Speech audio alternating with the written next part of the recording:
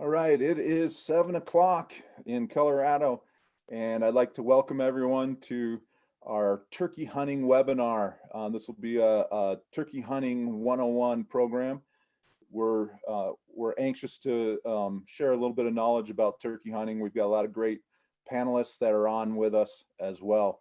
So just a reminder for folks that we're actually presenting this live in a couple of different forms. One of them is on Zoom as a webinar.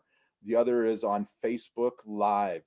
We do have people in the background that are actually going to be looking at questions or comments on both formats. So if you've got questions, feel free to reach out in either format. We've got a couple of people that are going to help us. They'll either answer the questions for you, or they're going to give them to the presenters, and we'll answer some of those questions live as well.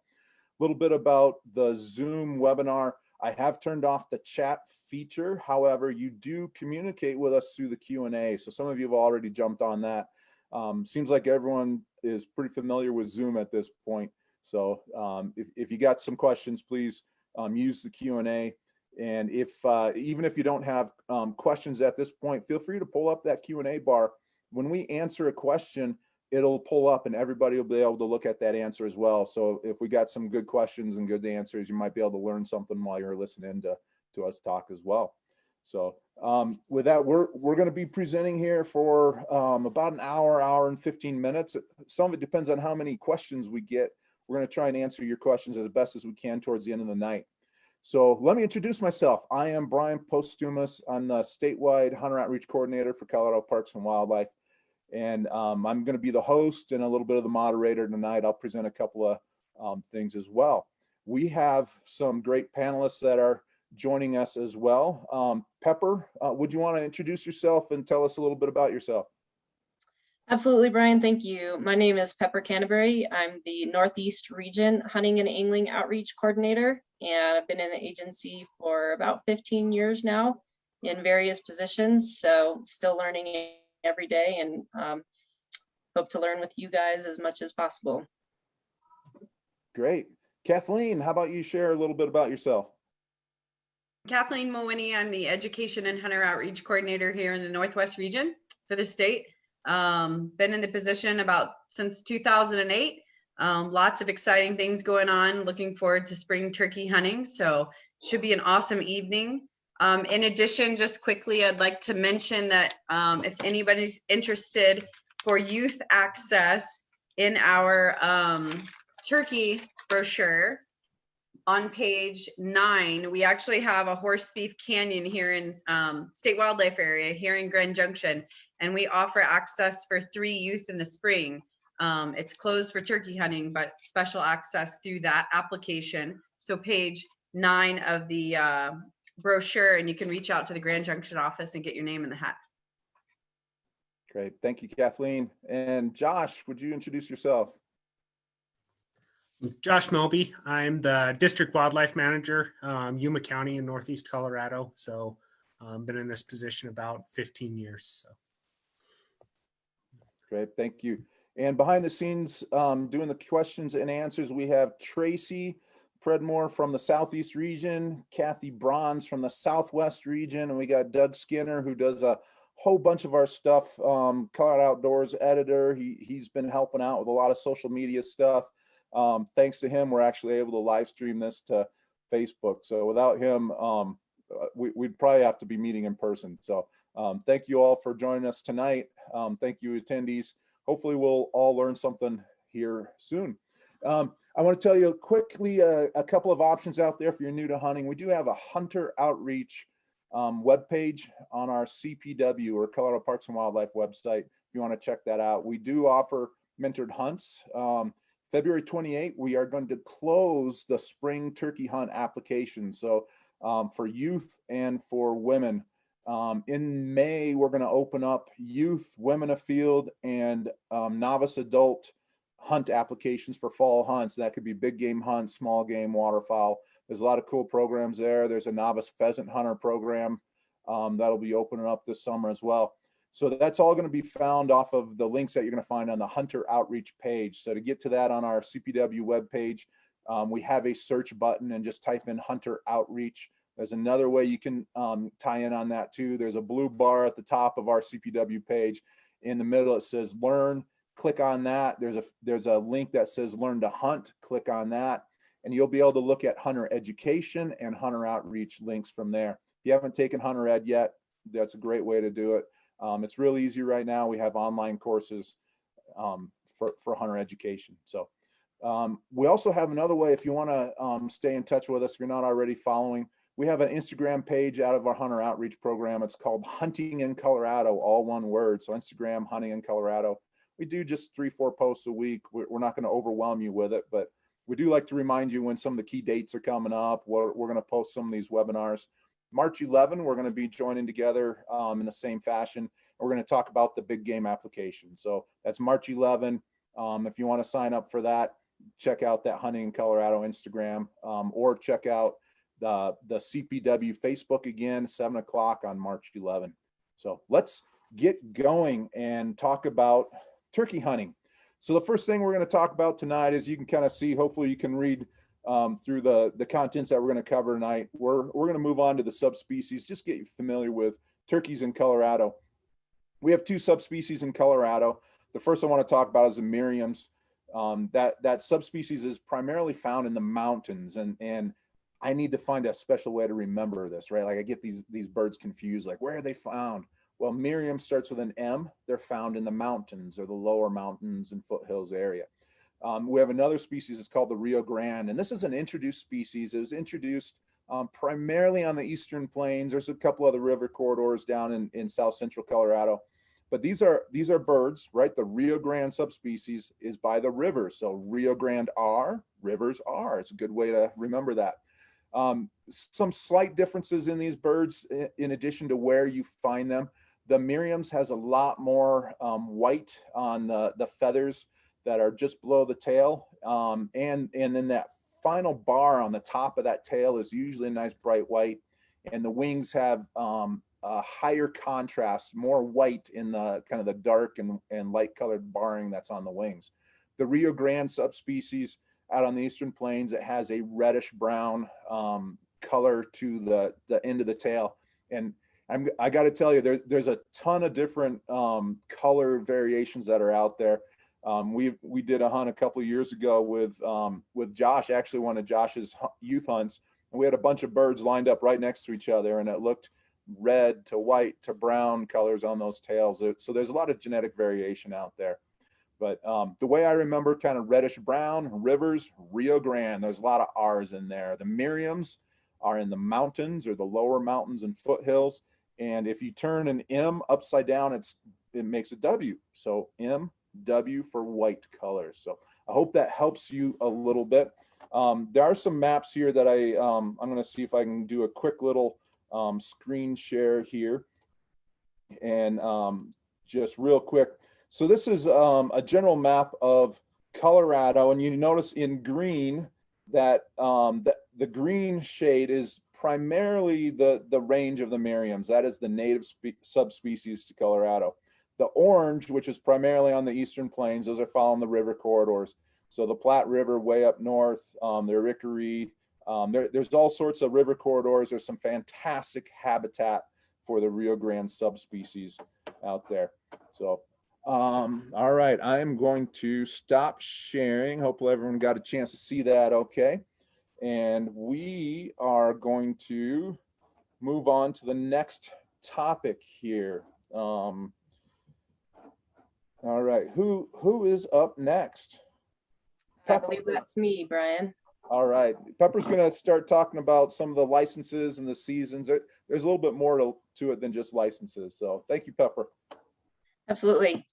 So as Brian said, we have 2 subspecies in Colorado, but that doesn't, your licenses that you're going to buy for those doesn't matter what you're going to hunt. So there's not a license for the Merriam's versus the Rio Grande turkeys. Just when you buy a license, just know you can hunt. Obviously, if it's valid in a certain unit, you need to stay in that unit, but it doesn't matter what subspecies you harvest. So first of all, I want to show you guys our 2021, if you can see it, Colorado turkey brochure. And that's really where you are going to, that's going to be your Bible for turkey hunting or any of our hunting in Colorado or fishing.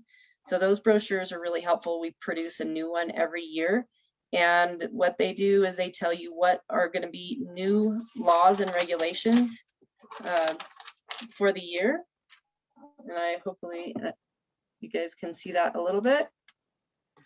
Not working well with my background, so my apologies. But always refer to that brochure because it's going to tell you what's new in the year, whether it's a state wildlife area regulation change or a license change or anything like that. It's going to tell you what kind of licenses you need, how to get them, how to apply for them, and where you can actually hunt with those licenses. So that brochure is really important to you.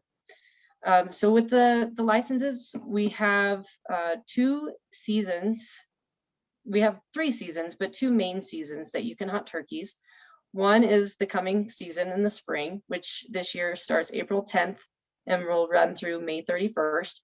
And during that season, you can have up to 2 turkey licenses. One of them would have to be an limited license from the draw, and then the other one could be an unlimited license that you buy over the counter.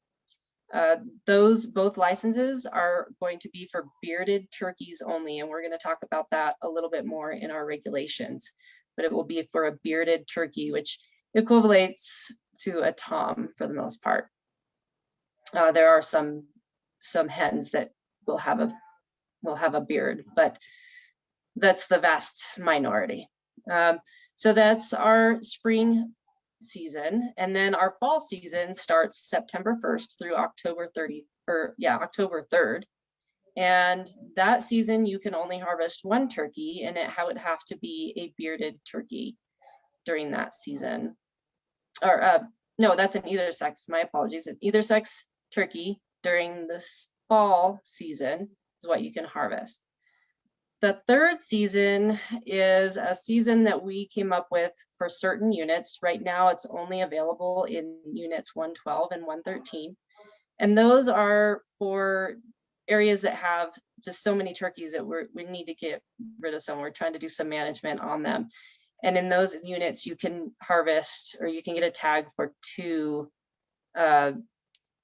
hens, basically. So 2 unbearded turkeys.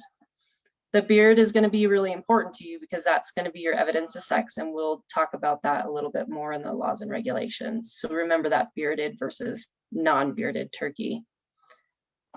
And that 3rd season is a late season. It's December 15th this year through January 15th.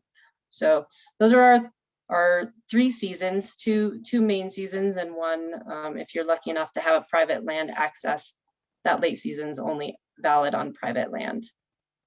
So we'll go a little bit more into the laws and regulations, and that everything I'm going to tell you in this is also in that brochure. So you just flip the page to the next page in there, and it's going to tell you all these.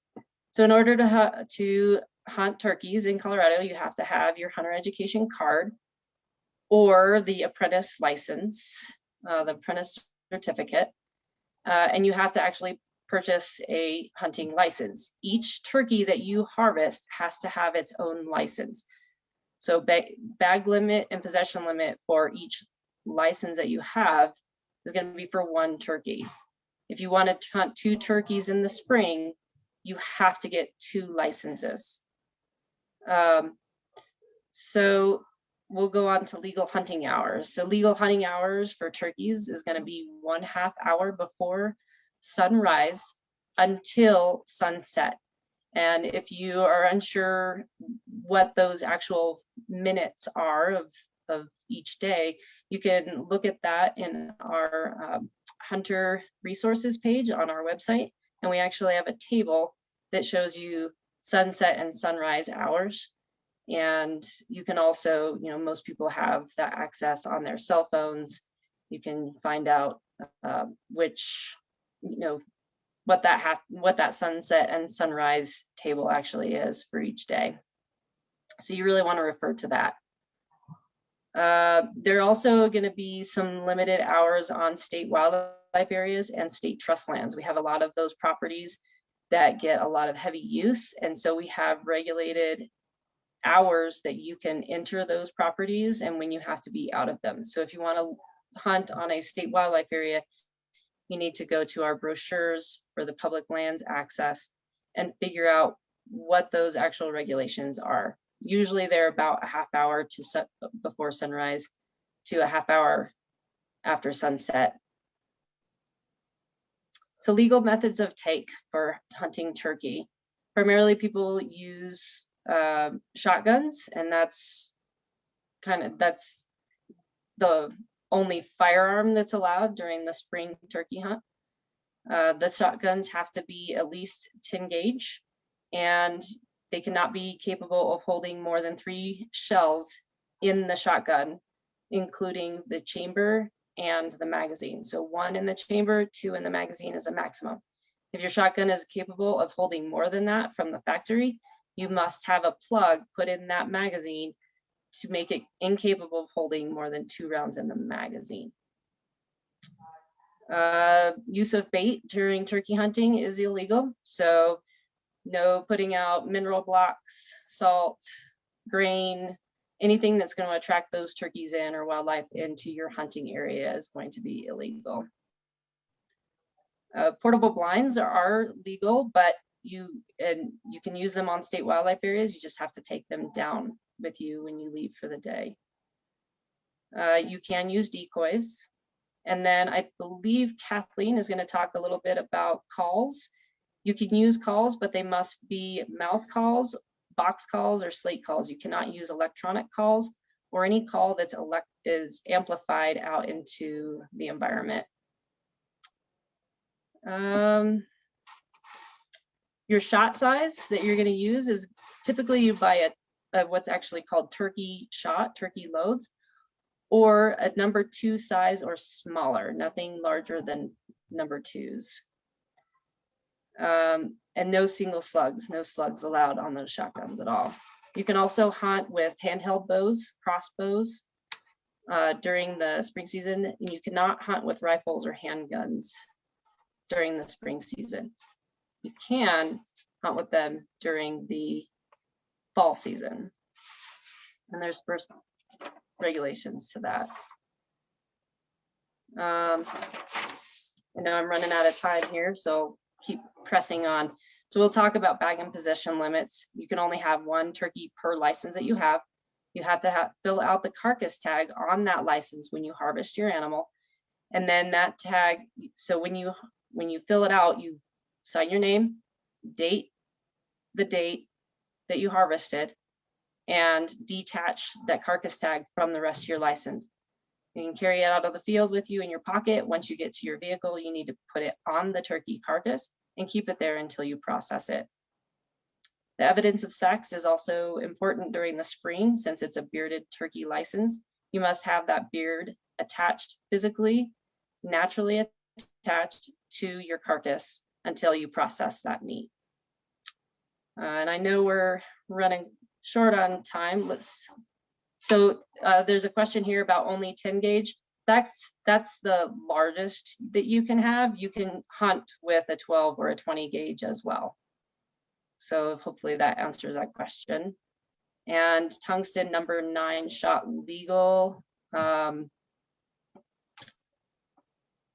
Maybe Josh Melby can help me with that one.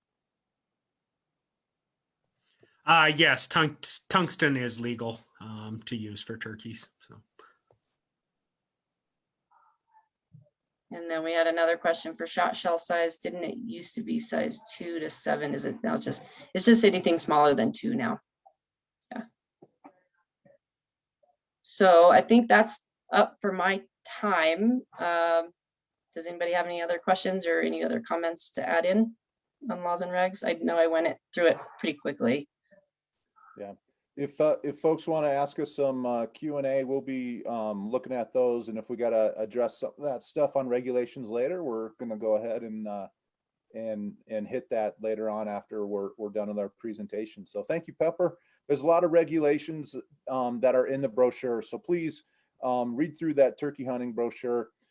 For folks that are on the Zoom webinar, we are sharing in the chat. You should be able to open up the chat. So we are sharing some links to to the turkey brochure. There's a link to where we are going to post this video when we're done. So there's a Learn to Hunt playlist that's on our CPW YouTube page. So yeah, so hit those links. I'm going to send a link here in just a little bit on some other videos on some stuff.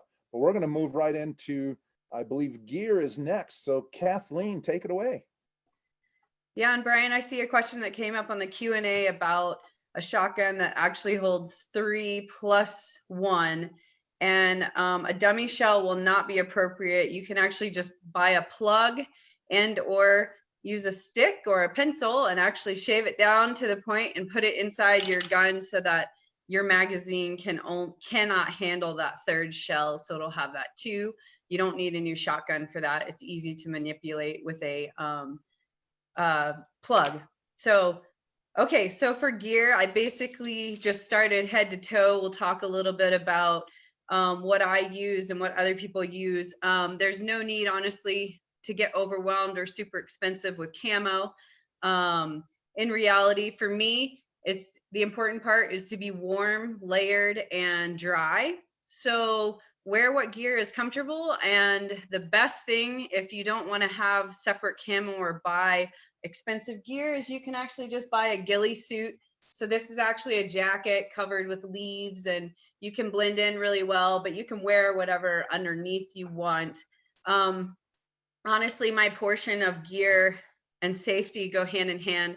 So when you're choosing your outfit or what to wear, you should not wear red, white, and blue, because that's what we're looking for when we're shooting that tom turkey is red, white, and blue. Hunters are out there looking for those colors. So make sure that anything that you do wear for layers, head to toe, including your socks, is not red, white, and blue. Another thing, I always wear sunglasses or sunnies. Make sure they're dull with no mirror. If you can get away with it, instead of wearing sunglasses, just wear a hat with a bill, and it'll help block your face so you can still see, and it actually helps keep your face mask out of your eyes. The biggest thing also with your ghillie suit or wearing that camo is to look for face coverings and gaiters on your neck, and then gloves. Even if it's warm outside, choose a thin layer of camo gloves. But camo is super important. Turkeys see really well. When it comes to shotguns, Pepper mentioned it, but you just need a 10 gauge or smaller. So that's a 20, 28, or even a 410 shotgun. My recommendation with your shotgun is to go ahead and spend the money on a shell, a choke that is special for turkeys. It definitely helps that pattern stay together tighter longer. This is actually a jelly head, but lots of different ones on the market. Make sure it fits your shotgun. And it definitely really helps with the harvest and actually making a good, clean kill. A bow, compound bows are definitely used also. With that, I really encourage practicing with your face mask on. A lot of things change with your anchor point. When you change, you've been practicing in your yard a lot, and then all of a sudden you get all your gear and you're not shooting quite right. Remember, when you're practicing on a deer, you can have a larger space where you're hitting. You really need a tight pattern with your bow for the turkey.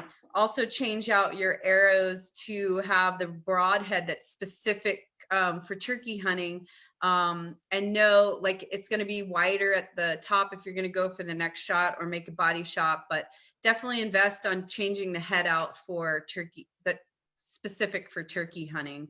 The other big part is to know your yardage for both shotgun and archery. It looks really different from going from a range practice setting into the woods. So I actually, once I get set up where I want to hunt, I will range find it and set up sticks out into the field from about 15 yards, 30 yards, and 45. So I can just get a feel for how far the turkey really is away from my decoy. So that's something you can look for, and that's easy to do. With your ammunition, please just make sure with shotguns that you always double check that you have the right length and your shot size. A lot of people are very adamant that for turkey hunting, you want shot size 4 to 7.5. In all honesty, I like a blended one. It costs a little bit more money, but Magnum Heavy Shot actually makes a blended shell, and it's a 5, 6, 7 shot mixed in together. And in all honesty, it makes a huge difference for those short to far shots, and especially if you got to get a second shot in. They drop out at different rates, and over probably the last 10 years, we've used this in our hunter outreach program, and it's really helped with our harvest to increase harvest. So that's my suggestion for the ammunition. The other part I would just watch out for is, there's no need to actually have a Magnum, the longer shell, to rock your socks. Some kiddos and women and some men don't like that much of a kick. They also make reduced recoil, but just choose something that's effective and good for turkey hunting, designed for it, that's going to be effective with your gun. Also, just make sure you try to keep within the range that you need. Blinds versus panels. Blinds are great for turkey hunting, especially if you have more than one of you, or someone likes to move around a lot and can't sit still. That would be me. And but blinds can be expensive. They're bigger to carry around. There's lots of rules about where you can leave them, and it does set you into one location for your hunt for that day. Panel blinds, they make like an umbrella style where it's just camo in front of you. Those are effective too, that you can set out in front of you. It gives you a little more leeway if you do need to move around and set your shot. The one thing I would not use is they make umbrella blinds that have a turkey fan on them. This is very unsafe to sit behind. That is exactly what people are after in the spring to shoot, and you don't want to put yourself behind that. So that I'll get more into that on the safety side of it, but never sit behind a decoy, especially a tom one. It's not a safe idea, since that's actually what people are looking for. Decoys, you want them to be realistic. They can cost a good amount of money, but it's worth doing it. I actually only hunt with a Jake and a hen. A lot of times you'll think a tom is pretty dominant just looking at his beard and how long it is. And in reality, his personality isn't that strong. So if you put a tom decoy out, especially with a big fan on it, sometimes that actually keeps a younger or even a bigger tom from coming in, because they don't like the setup and they're intimidated. So these are avian X's. They blow up and they're very realistic looking, but in addition, I will paint the feathers on my decoy to make it look more like the species or subspecies that I'm hunting at the time. So I just use a Jake, and I'll use a hen. She's right here. She's a beauty. And she sets up, and you can also get a laying one, but this is actually a good Miriam with all that white tips on it. If you flip the M over, it makes the white. So those are who I use, and I actually put them out about 20 yards when I'm out there, but I like to have those decoys. Safety wise, I do not hike in with my decoys showing. I actually will wear a little bit of orange on my way in and on my way out, because you don't want to be caught looking like having a decoy sticking out, because then you look like a moving turkey. So they actually come with bags that cover them completely, and I would really encourage you to carry them that way. So call wise, we have that's actually a whole nother section, I'm pretty sure, about the types of calls that can be used, but I carry one of each type, because it just depends on the day, it depends on the bird, what they like to hear. I have a box call. It actually has a plastic piece that's a silencer on it, because it's one of the loudest things in the woods when you're trying to walk around in your pocket. I also have a mouth call, and I have a slate call that I use. And the reason I have backup call is because a lot of times in different weather, your slate call won't work if it gets wet. This is actually a glass one. The thing I like about this is this actually has a strap on it to go on my thigh so that I can sit still, use one hand to call while I support my shotgun. So that's what I like to use. I use a mouth call as my last minute when you can't be moving around and showing movement anymore. But I carry all of those with me. Also a seat or a vest is what I use for my jacket. I will say, so you can kind of see, maybe not, but on the back, there's actually a seat. So I can sit down wherever I need to be, and it's very comfortable. The thing I like about my vest is it carries everything I need. It's got lots of pockets. I will say as a woman, they make some really cute gear out there, and they don't come with pockets. I'm not sure who they think is carrying my gear, but I tend to use the unisex stuff they sell because it has more pockets for all the gear that you want to have with you. Lastly, the stuff that sometimes people don't think of, shooting sticks are great to have for ground or kneeling situations, especially because your gun gets kind of heavy as you're sitting there. I actually wear a vest camelback to keep my water on me. A lot of our new hunters get super excited when they see a bird, and those of us who are older, but these are True Glow, and it actually helps you line up and make sure the last thing you think about is putting the bead on the bird so that you can get lined up and make a good first shot. It's super helpful. I always carry a knife. I always carry a small first aid. I think a lot of turkey hunters don't think about it as a big hunting experience, and you go out expecting to just come back in a few hours.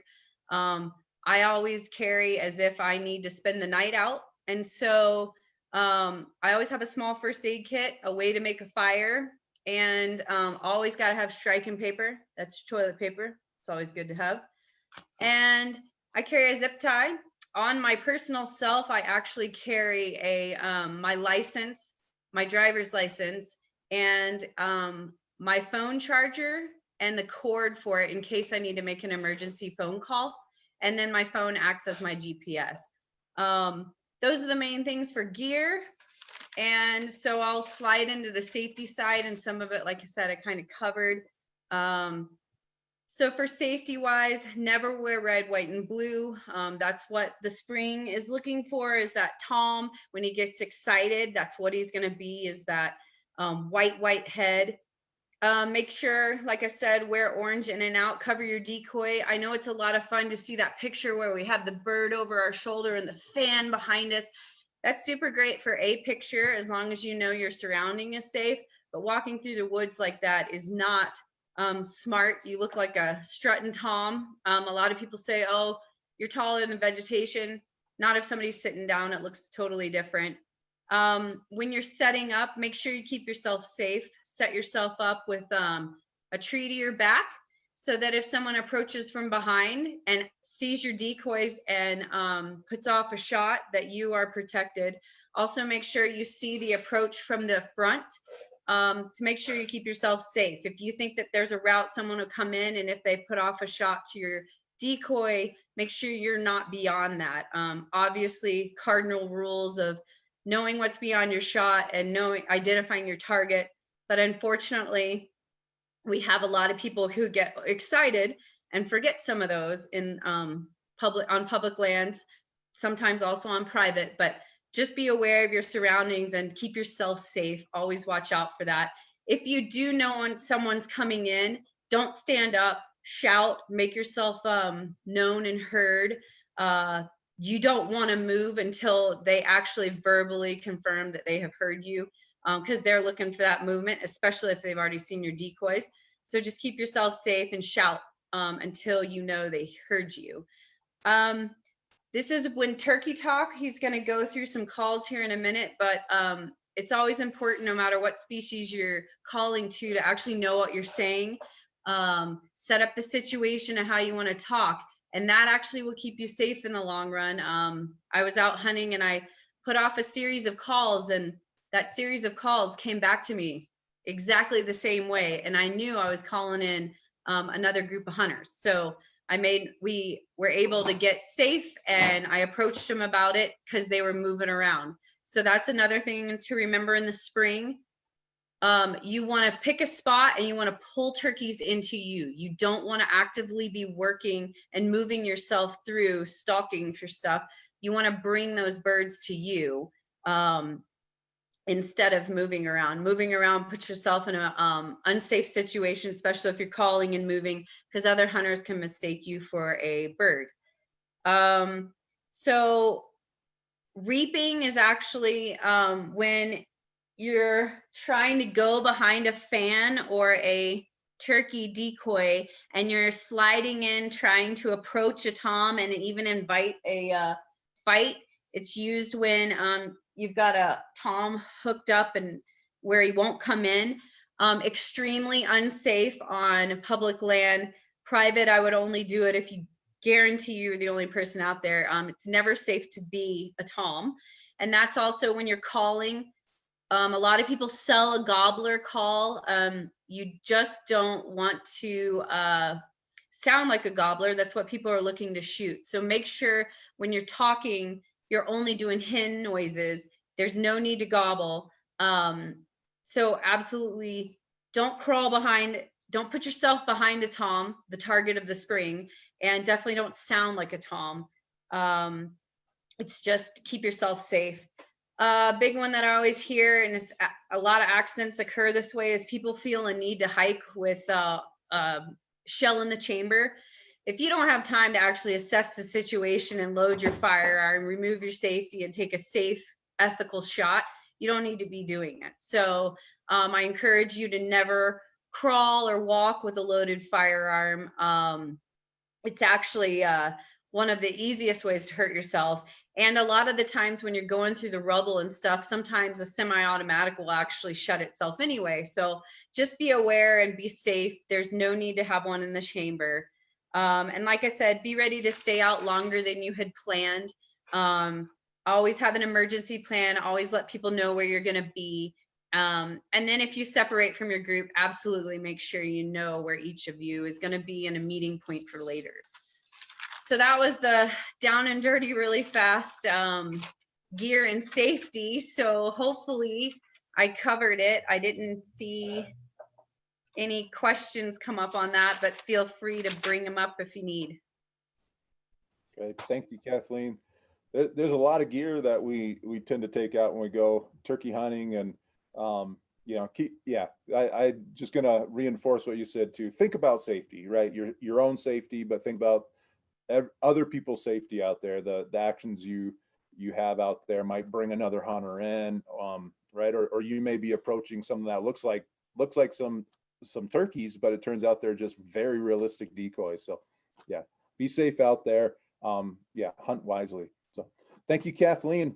We're going to jump into the next section here, and Josh Melby is gonna talk. He's got a lot of stuff to share. He's going to talk about some of the calls, not only the type of calls, but I believe some of the calls, right? The actual calls that we're making and what they're saying. And then he's going to talk a bit about the tactics that we use out in the field. So take it away, Josh. All right, so I'll preface that with I'm a long ways from a really good turkey caller, but I'll go through some of the different calls that are available, and also some of the tactics that have worked for me, different calling strategies and stuff like that. So start out just going over some of the basic calls that you're going to find. Some of your friction calls. A common one's going to be a box call. Just a wooden box, and it's got a striker on the top. So it's going to create friction and allow you to do calls. As Kathleen mentioned, if this isn't your pack, it's going to create a lot of noise, be tough to walk around with. So they make some that have magnets in them that are detachable. Some of them that have the rubber bands or piece of elastic on there to do that. So box calls, the advantage of those, they're really loud. So I usually carry one if I get a really windy day and I'm having a hard time with some of the other softer calls. I'll use a box call because it'll really carry. Another similar call is they make push button calls like this that just have a spring, and you just work the button. Really simple to use. Great, especially for kids and introductory turkey calls. So another one that's really common and probably one of my favorite ones is a slate call. And a slate call, there's all different types of combinations on slate calls. The way they're made is you've got a pot, so you've got a piece of wood, and inside that piece of wood, they have some type of sounding board. Common one is a glass one, so that would go inside the call. And then you have your striker surface. So, and this will range anywhere from copper to aluminum, to slate to glass. And all of them are going to be used the same, just going to produce different calls and different sounds. So, for example, this is a polished copper. So, and compared to this is an aluminum surface. And I don't know how well you can hear over the computer, but the aluminum's a higher pitched. An actual slate surface is going to give you usually a fairly kind of in between squeakier sound. So just different varieties there. The striker used with them, they make all different types of strikers. Most commonly, they're made out of wood. Some of them are made out of carbon, and they'll all just give you a little different sound there. So the last type of real turkey call that I use a lot is a diaphragm call. So this is pretty much like medical tape folded over on itself, and it's got a piece of latex stretched between it. They'll do different cutouts on the latex. So you'll see this one has kind of V's cut out in slots. Some of them are pretty simple where it doesn't have any cutouts in it. They're going to produce different calls. So these you're actually going to put in your mouth and push against the roof of your mouth. So with the cutouts, it's going to make a lot raspier sound with a standard one. Not going to be as raspy. It's going to be more kind of a clucking sound. So those are probably the toughest ones to learn how to use. When I started with them, I spent hours in the vehicle anytime I had to travel. I'd always carry one and practice in the vehicle just to get the hang of it. So we'll talk about the different types of calls and turkey vocalizations there in just a minute. The other type of calls you'll see are locator calls. So when we talk about tactics here in a second, a lot of times in the spring, those the male turkeys, the toms and the jakes, they will respond to sounds out there in nature and will gobble at them. So a common locator call you might use to get a bird to just kind of gobble at that is a crow call. Really good one. I use it a lot up in the mountains where you have crows and ravens. It's something they hear quite a bit. And if there's a turkey close, a lot of times they'll gobble at that. Out here on the Eastern Plains, don't have as many crows in my area, but we have lots of owls. So if you're trying to locate a bird when they're going up to roost in the tree, you can do an owl call. And usually when you do an owl call, it's who cooks for me, or who cooks for you, who cooks for you all. So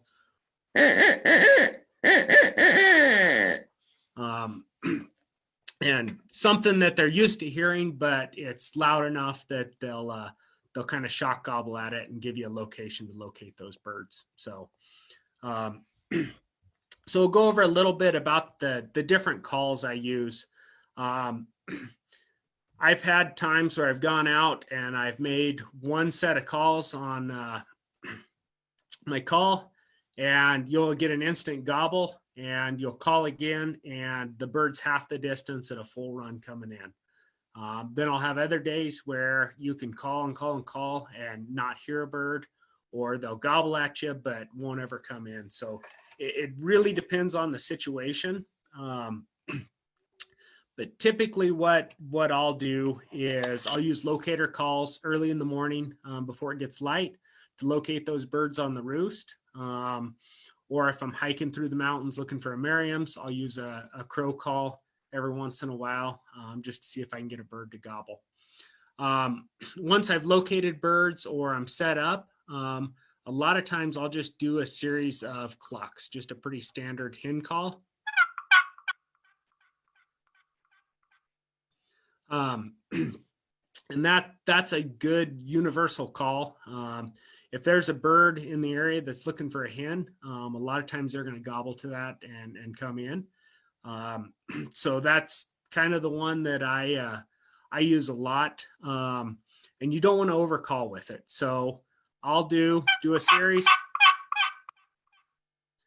wait just a couple seconds, do a few more clucks, and then I'm probably not going to call again for another 3 to 5 minutes unless I've got a bird that responds right away. And then I'm going to give him just a few seconds and call back at him to keep his attention. So once you've got a bird that's getting close and you can see him, but he's not quite in range, there's a variety of other calls that you can use. One's kind of a purr call. So to make that on a slate call, you're going to just slowly drag the striker across. And this is a really good call if you've got a bird that's out there just outside of range. I'll just give a couple of soft clucks and that purr call. And a lot of times that's just enough to get him to close that distance and come on in. So you can also do that with the mouth call. So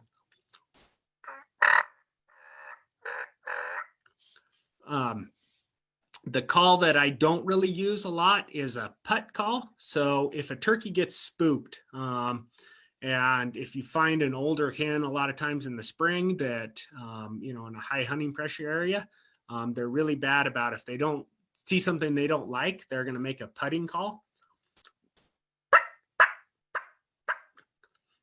So that's the call you don't want to hear when you're out there in the field, because it means that there's something spooked. And it's kind of a warning call. So it's going to alert those other birds. Where I will use that is if I get a bird in and it's right by the decoy, especially with youth hunters. Sometimes I'll use that putting call, or I'll use a real fast, aggressive call.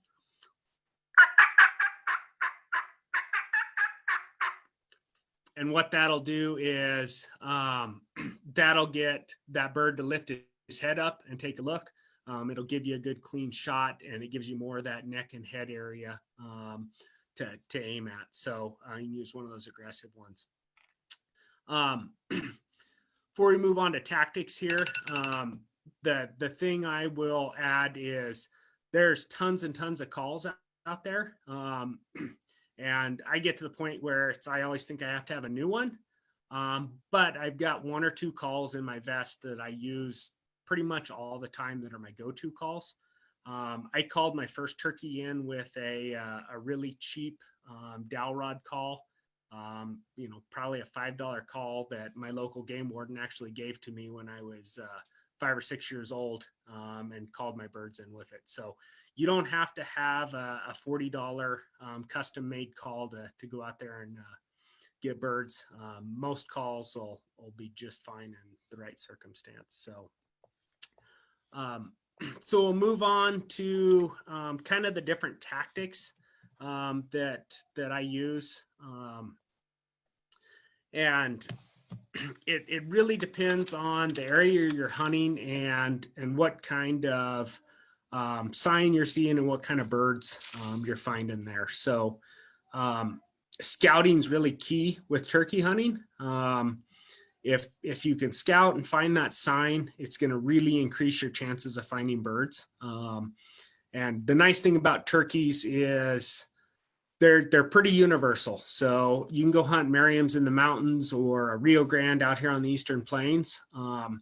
Turkeys act like turkeys. So you don't really have to, have a special set of tactics and calls to go hunt turkeys in the mountains versus the Eastern Plains.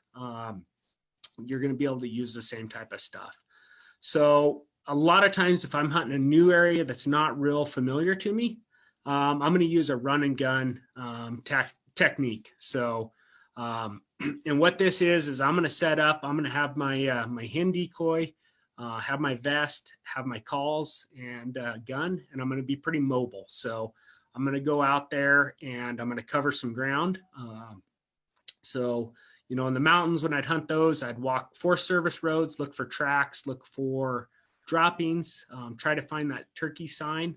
You know, every 300-400 yards, I'm going to make a call and see if I can get a bird to respond. So once I do get a bird to respond, I'm going to try to judge distance, and then I'm going to try to set up in a good location. If I've got an open meadow or a clearing where I have good visibility, I could see other hunters that are possibly coming in.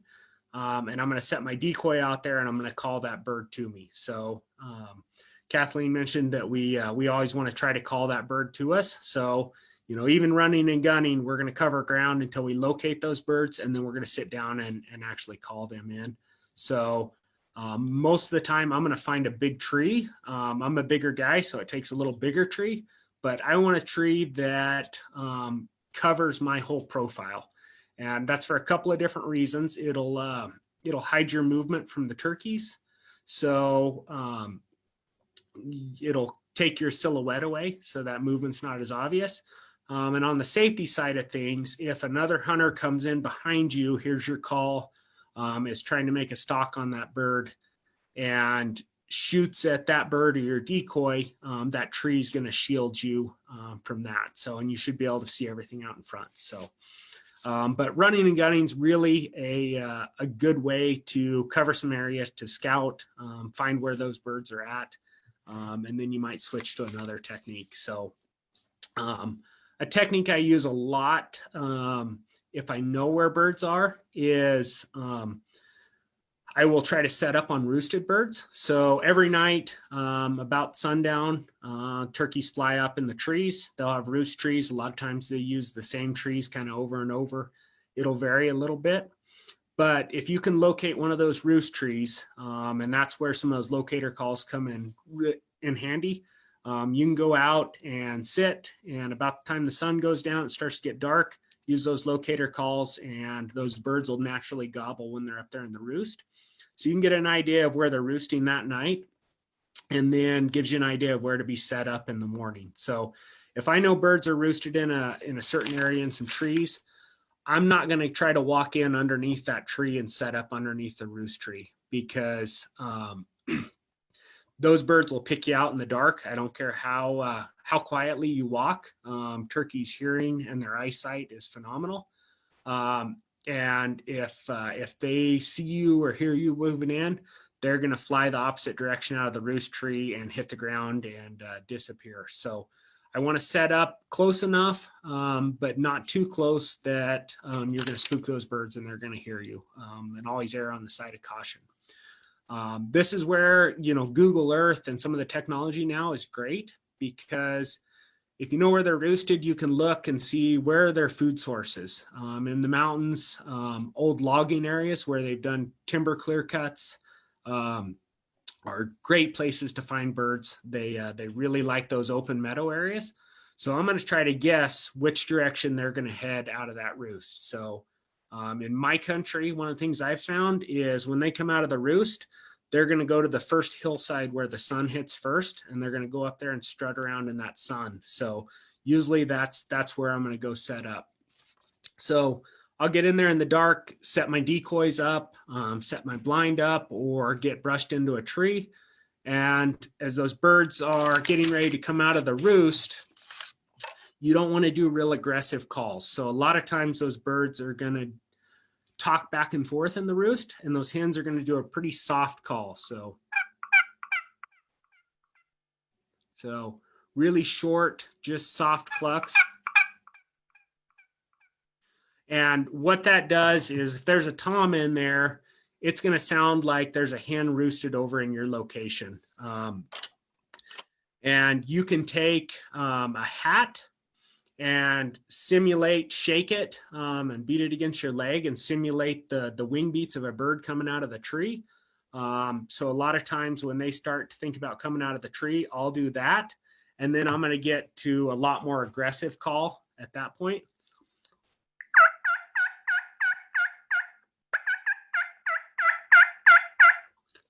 And because as soon as those hens hit the ground, they're really vocal. They're going to get loud and talk to each other.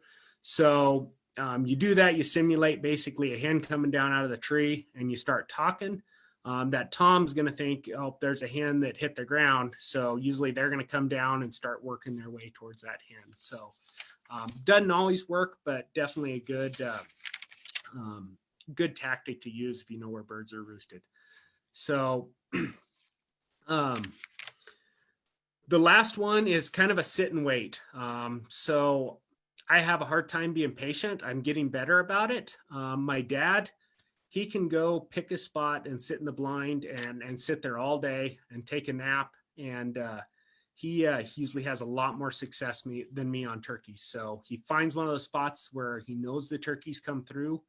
There's good sign, and he's just patient. So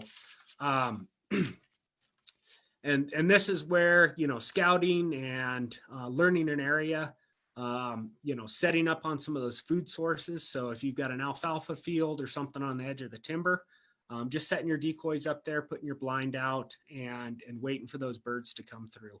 I have really good luck middle of the day. So a lot of people hunt first thing in the morning, in the evening. I've shot probably most of my turkeys actually middle of the day from 10 to 2 because those hens will go look for nesting sites, and those toms will go off on their own and look for additional hens. And those toms usually set up kind of a strutting area in the middle of the day. So if you're out scouting or driving around and you see a tom out there strutting all puffed up, or a couple of them by themselves, I usually mark that spot down, and I'll go make a point to sit there midday, because those birds will, they'll come back there midday, and they kind of have those like favorite strutting areas. And I've killed a lot of really nice toms using that tactic. So the sit and wait's a really good one if you have kids, because you can take a blind.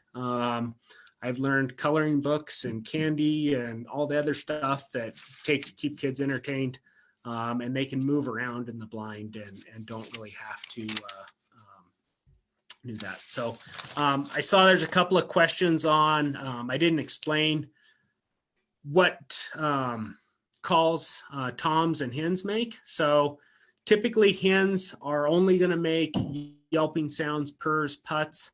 The toms and jakes are going to be the only ones that gobble. So they're going to make the gobbling sound. You never hear the hens gobble. They do make gobble calls out there to imitate a gobble. I typically don't use them. They'll gobble back at them, but I don't ever call birds in with a gobble. And your chances of calling in another hunter are a lot higher with a gobble call versus just making the hen sounds. So the toms and jakes will also make a clucking sound. So, and a lot of times it's a lot more raspy. So that raspy mouth call. If you listen to them and watch them, the toms and jakes will make that same call too. So best thing you can do is get out there and just watch turkeys, listen to them, imitate their calls. And, it's just really depends on the turkey and their mood, whether they're going to come running in or they're going to stay with their hens and kind of ignore you. So, but you can go out there with, a foam $10 turkey call or turkey decoy, a $5 call, and have a lot of luck. Or, you can have the top of the line stuff. With turkey hunting, if you get in the right situation, you're going to have luck no matter what kind of equipment. So I think that's the time I've got. I look at some questions here real quick and turn it back over to Brian. Kathleen, go ahead. I was just going to add to what Josh said, that A lot of turkeys, you know, if they're not responding, you switch out your call, a slightly different pitch, tone, cadence, sometimes is magic work. So you might have your favorite call, but always have that backup call in your pocket, because just by changing your tone a tiny bit, sometimes it's just all they need to bring them in the rest of the way. But there are other times, just like in fly fishing, they just ignore everything you got, but it's worth a try. Thanks, Kathleen. Yeah, thank you, Josh. We do have a few questions and stuff on tactics, and we're gonna try and address some of those questions in just a couple of minutes here. Looking at some of the questions that are here right now, and I'm just gonna kind of answer a couple of them. This ties in a little bit with the species or the subspecies of Miriams. A lot of times you're thinking about that terrain where they're at. In the foothills and the lower mountains is vastly different than the riparian zones that are out on the eastern plains. The riparian or the river corridors, the creek corridors, they got the big cottonwood groves, lots of cottonwood trees.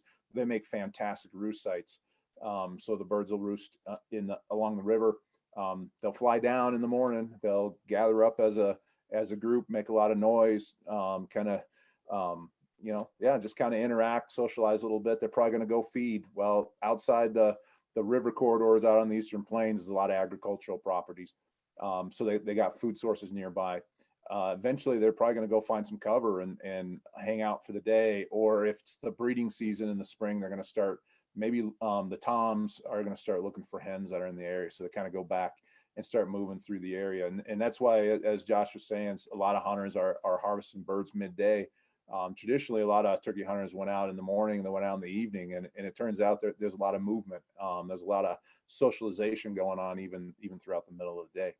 When you get up into the Miriams up in the mountains, in the foothills, a lot of times they're going to find roost trees, but it's probably not going to be cottonwoods. There may be some big cottonwoods in some of the river drainages and stuff, but primarily they're going to be looking for maybe ponderosa pine or some type of a fir or a pine tree that's got some nice big branches that don't have a lot of other branches that are crowding in. And oftentimes these are just off of a ridge line. So the turkeys in the evening before they go to roost, and they go on the ridge line. And instead of, right, like the turkey can do it, but why would he do it? The turkey could fly straight up into a tree from the ground. It could do it, but why? So sometimes they just fly almost straight off that ridge onto some trees. So sometimes those roost trees for the Miriams are just a little bit off that ridge line as well. And they're going to fly down into an area where there's open areas, right? They're not going to fly down in a bunch of brush cover or, real heavy grass, because there could be predators in there. So when you are thinking about setting up, if you roost those birds at night, think about, where do you set up, where those birds are going to land, going to fly down.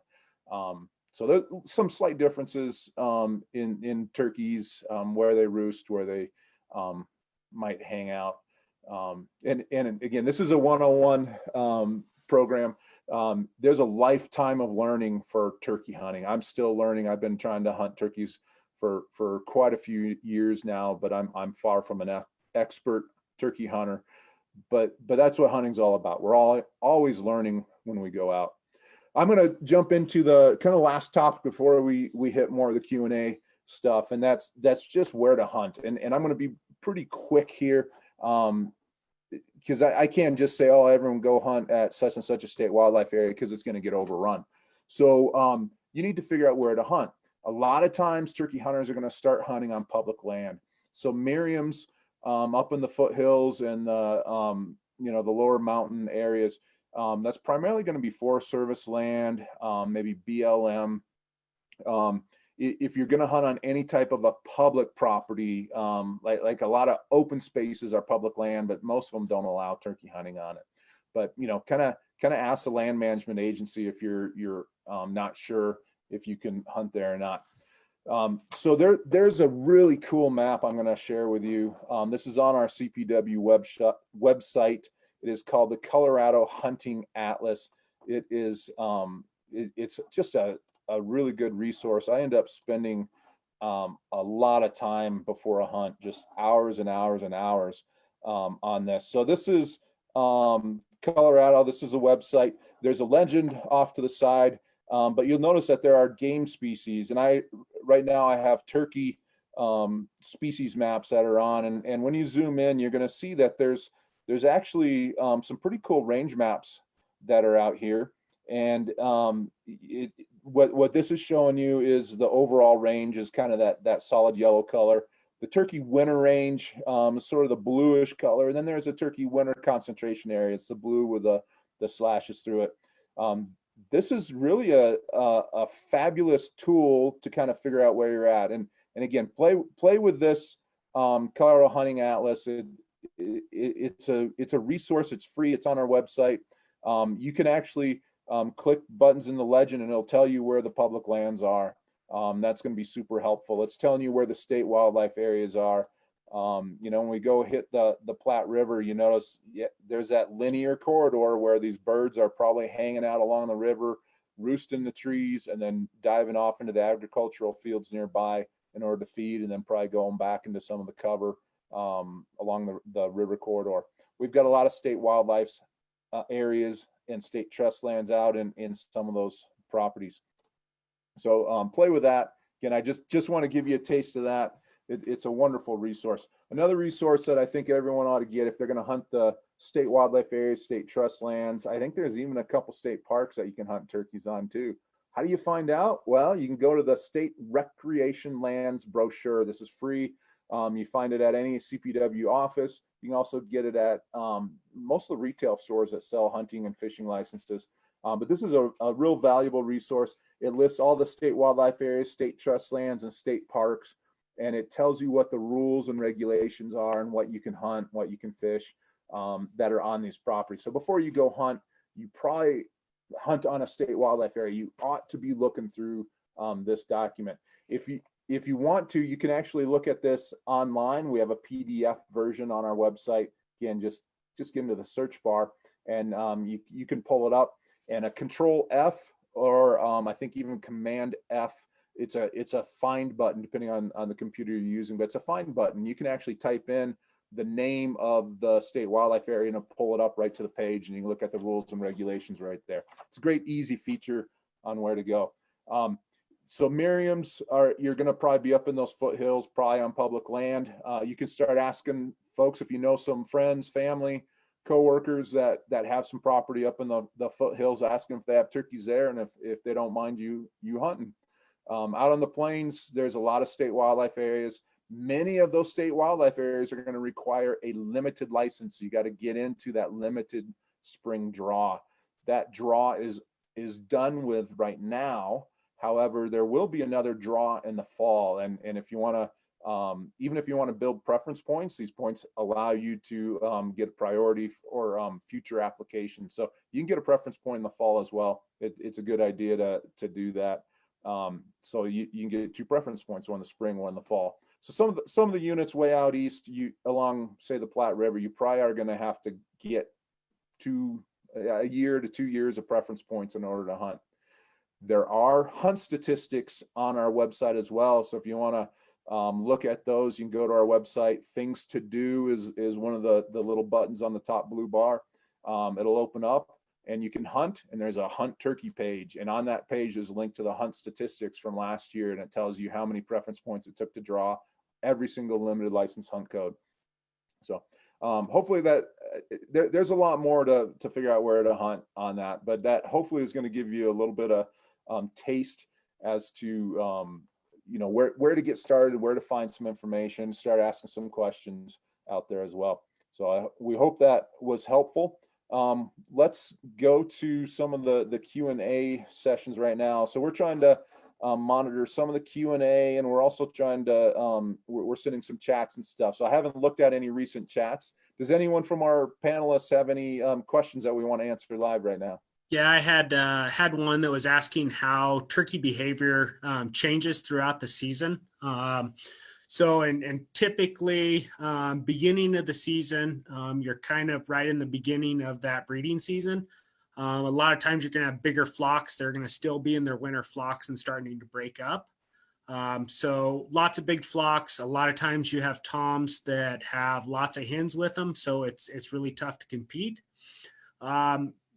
to once you get about a third to halfway through the season, a lot of those hens are going to start breaking up and looking for nesting locations. So they're going to start spreading out, and those toms are going to have to actually go out and actively look for hens. So that's kind of your prime time.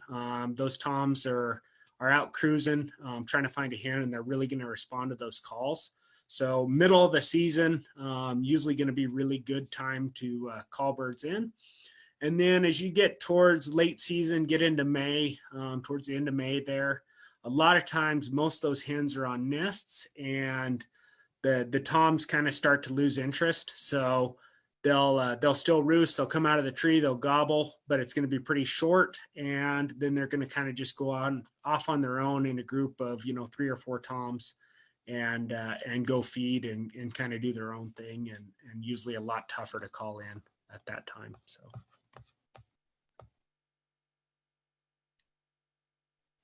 So Brian, the other thing to that one to remember is that, just because season starts doesn't mean the turkeys are ready, but depending on our spring, depending on the weather, definitely elevation makes a difference. A lot of people believe that if you follow the snow line, that actually is where you'll find your turkeys and your elk hanging out together. But just like Josh was talking about, it definitely changes throughout the season.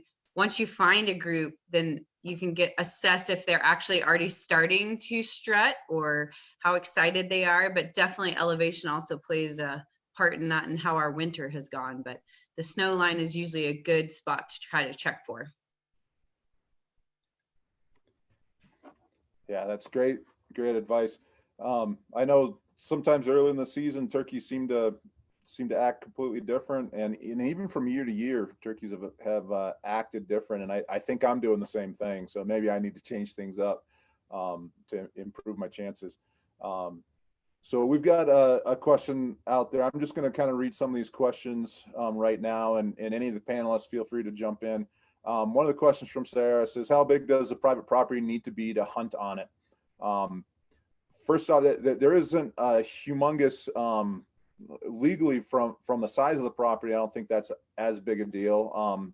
Either Pepper or Josh can maybe weigh in on this, but you got to be thinking about where you're at. So if you're in the city limits, it may be illegal based on the county laws. You may not be able to discharge a firearm in that area. So before you even think about hunting in an area or discharging a firearm, you got to check those rules and regulations. So if you're in the city ordinances, you're probably not going to be able to hunt unless there's some special rules involved in that. You got to be careful safety. You don't want that shot to extend, and hit other homes, other houses as well. You can't shoot over a road, a public road, maintained road. So you got to factor all those things in mind. Pepper, what would you add to that? Yeah, you pretty much covered the majority of it. I would add that your shot pellets, if they cross private property boundaries, technically that's an extension of you. So you could be, if you're hunting in a really small area or hunting right on a fence line, your turkey that you shoot could either cross that fence line and still be alive and then, perish on the other side. And then you have to get permission to hunt or to retrieve it from that landowner, or your shot shells or your shots could actually extend across the fence, and technically that's trespass. So just make sure that your shots are, like Brian said, in a safe direction where they're not shooting towards buildings or anything like that. And then across private property boundaries, you don't want to be doing that either. And know too that if you wound an animal, and whether it's a turkey, deer, elk, it doesn't matter. If you wound an animal and that animal crosses across private property boundaries, you have to gain permission from that property owner in order to go retrieve that animal, even if it's wounded and laying there. You can't just cross the property boundary and ask for forgiveness later. They pretty hefty fines and penalties for doing that. So just make sure you're close, far enough away that that turkey is going to go down right there. Great. Yeah, that's good advice. Anytime you go hunting, anyways, there's all sorts of things that you got to be thinking about, but there's 3 categories before you make some of these field calls. You got to think about what's legal, got to think about what's safe, You got to think about ethics, right? Way through all of those three, and you'll probably answer your own question on that. We do have a question from Michael about he's got private land. He wants to hunt. Turkeys have typically been on a neighbor's property nearby. Any tips on that? And again, I think anyone can weigh in on this. My thought would be you're trying to bring that tom to you, and sometimes the tom doesn't want to do it when they're breeding.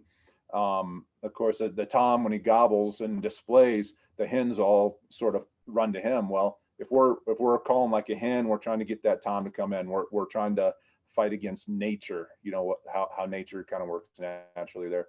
So one of the things you can do is think about angering that boss hen. So if there's a tom and he's got a bunch of hens with him, trying to anger that boss hen.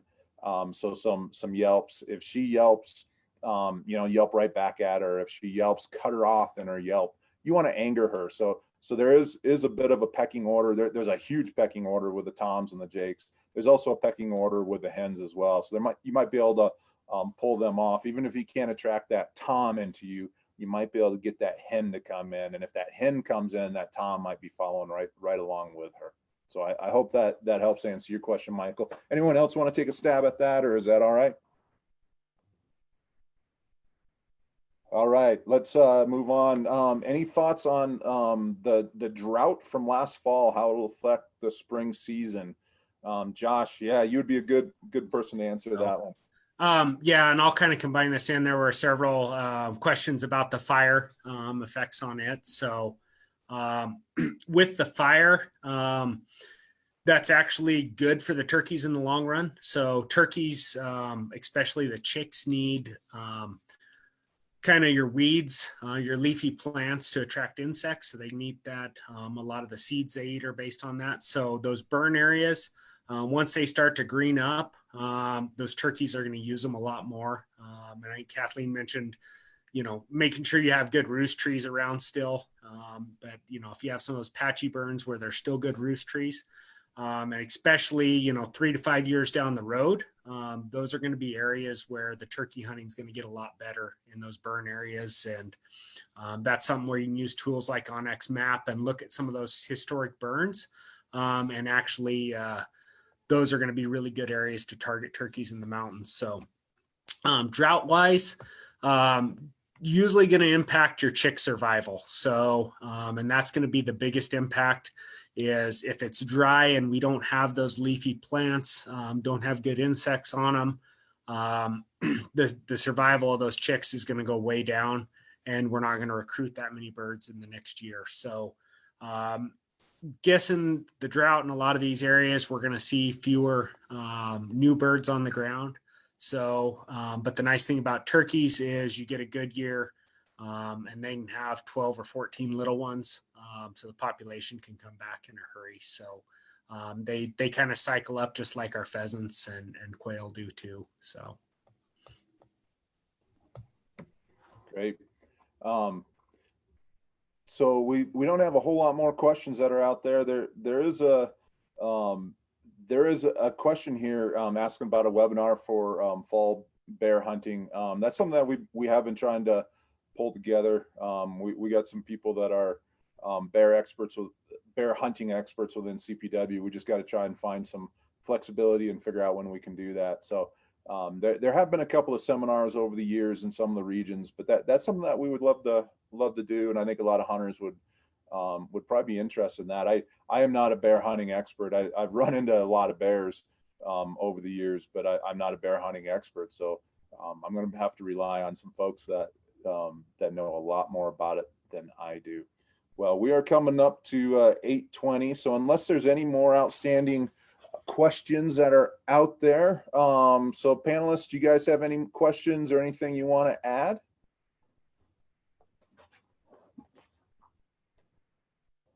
All right, hopefully we've been able to answer questions both on the Facebook group and in the Zoom group as well.